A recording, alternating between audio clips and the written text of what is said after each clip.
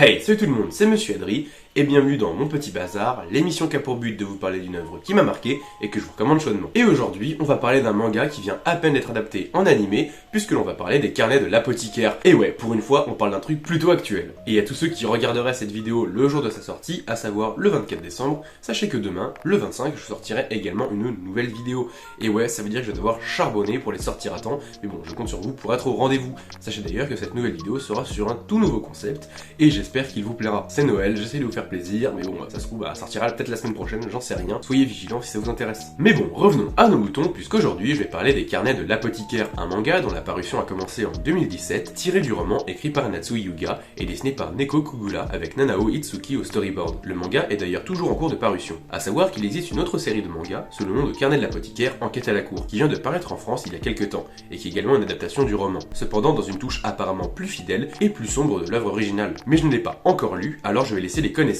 s'exprimer en commentaire. Et puis, comme vous le savez, la saison 1 des Carnets de l'apothicaire vient de sortir, qui est une adaptation du manga dont on va parler aujourd'hui. D'ailleurs, la musique de l'opening est juste incroyable, alors allez me l'écouter de suite. Mais de quoi est-ce que ça parle, les Carnets de l'apothicaire? Eh bien de plein de trucs. On a à la base une histoire plutôt orientée sur des faits historiques avec de l'enquête, mais très vite on a des éléments plutôt tranches de vie qui se rajoutent avec un fond assez évident de romance et d'humour. Mais bon, j'imagine bien que c'est pas cette description assez sommaire qui va vous faire comprendre ce à quoi vous allez avoir affaire en lisant cette splendide œuvre.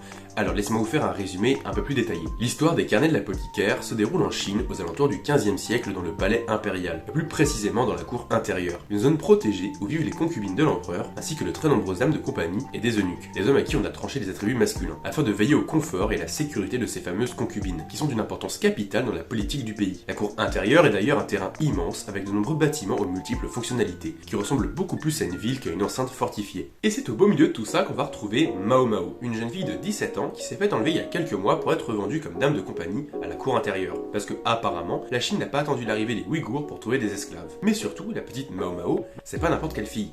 Elle sait lire et écrire, ce qui est assez rare pour l'époque, mais surtout, elle en a dans la caboche. Notamment grâce à son père adoptif qui lui a appris de nombreuses notions en lien avec le métier d'apothicaire. Et bon, même si je dis qu'elle est intelligente, elle a quand même un sacré grain puisqu'elle aime beaucoup, mais alors beaucoup trop tout ce qui est plantes, herbes, champignons, insectes, sans oublier qu'elle ingurgite volontairement divers poisons plus ou moins violents, au point où son bras gauche est en charpie à force d'y mettre diverses substances cheloues. Ouais, au final, elle est pas très nette. Mais ça va pas, Baptiste, qu'est-ce que tu fais?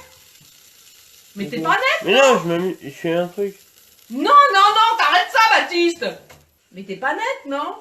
Mais si, je suis très net. Mais bon, ça reste quand même un perso adorable, regardez-moi les petites bouilles qu'elle fait. Et bon, vous vous doutez bien que même si elle n'a pas intégré la cour intérieure de son plein gré, et qu'elle souhaite partir de là au plus vite, il va y avoir un petit élément déclencheur qui fera qu'elle va devoir utiliser ses compétences d'apothicaire, sinon ça n'aurait littéralement aucun sens. Bref, ça fait déjà quelques temps que deux concubines et leur enfant sont malades, au point d'être cloués au lit et de tuer le fils de l'empereur, encore nourrisson. Et Mao Mao, qui entend les rumeurs sur l'étrange maladie, comprend très rapidement le problème et laisse un petit message à l'une des concubines afin de la sauver, elle et son enfant. Et c'est comme ça qu'elle se fera remarquer par la personne au sommet de la hiérarchie de la cour intérieure. J'ai nommé l'incroyable Jinchi, un homme tellement beau et distingué qu'en plus de faire craquer absolument toutes les femmes qu'il croise, il arrive aussi à séduire une bonne partie des hommes. Et ouais, clairement faut avouer qu'il est incroyablement beau. Et je vais certainement le cosplayer un de ces quatre, puisque j'aime beaucoup trop les carnets de l'apothicaire, mais aussi le personnage de Jinchi. Je vais peut-être le cosplayer à la Japan Expo cette année, rien n'est encore sûr, je vous tiendrai au courant. Mais bon, il fallait évidemment qu'il ait un défaut, puisque le Boog est un peu beaucoup fasciné par la petite Mao Mao qui refuse constamment ses avances. Même si bon, on va pas se mentir, le couple Mao Mao Jinchi est incroyable et ils vont tous les deux vivre des choses qui vont renforcer leur lien. Même si on a l'impression que Mao Mao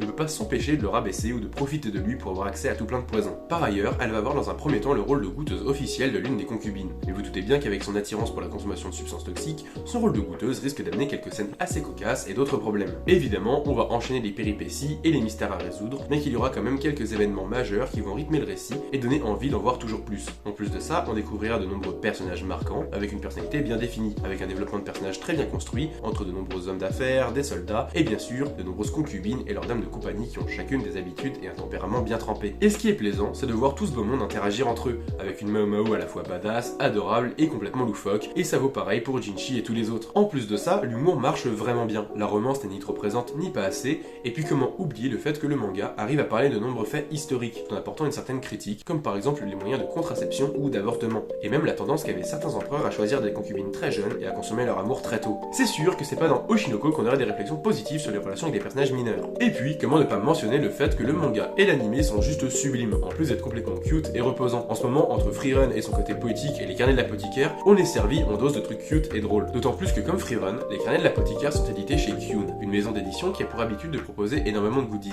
Et c'est vrai que je l'avais pas forcément mentionné dans ma vidéo sur Freerun, où Kyun proposait déjà beaucoup de goodies gratuits, en plus des magnifiques collectors. Et bah pour les carnets de l'apothicaire, c'est pareil. On a évidemment droit à une magnifique collector pour le tome 10, qui en plus de proposer une jaquette réversible, est livrée avec une magnifique toile sur laquelle on retrouve nos beaux gosses préférés. Sans oublier la boîte à thé offerte gratuitement quand on achetait un manga. J'en ai d'ailleurs 3 chez moi vu que mon libraire ne savait pas quoi en faire vu que personne ne lit cette dinguerie. Mais aussi, à la Japan Expo, le stand Kyun proposait des animations et des petits jeux différents dans les carnets de l'apothicaire, où l'on pouvait remporter de magnifiques éventails après avoir joué un jeu où on devait déplacer des pions en utilisant les éventails. Et en plus d'être une superbe animation gratuite, tu repars avec des goodies, et j'avoue que si jamais quelqu'un veut bien me les refiler ou me les vendre à un prix pas trop déconnant, je suis partant. Et puis bon, Kyun proposait pas mal d'autres trucs, genre un grand sac sur le thème des carnets de l'apothicaire, et d'autres trucs en rapport avec Freerun, My Hero Academia et Jujutsu Kaisen, donc voilà, merci Kyun, c'est vraiment très cool. Et vraiment, je vous recommande vivement d'aller jeter un œil à cette œuvre, en particulier si vous aimez un peu la romance, le mystère et ce genre de choses, ou des œuvres comme Freerun, My Dress Darling, Yotsuba, La Courtisane d'Edo, Kaguya-sama Love is War ou encore Bungo Stray Dogs. C'est vraiment une œuvre qui peut toucher un très large public puisqu'elle rassemble énormément de thèmes très différents. En tout cas, j'espère que ma vidéo vous aura plu et vous aura donné envie de jeter un œil à cette œuvre.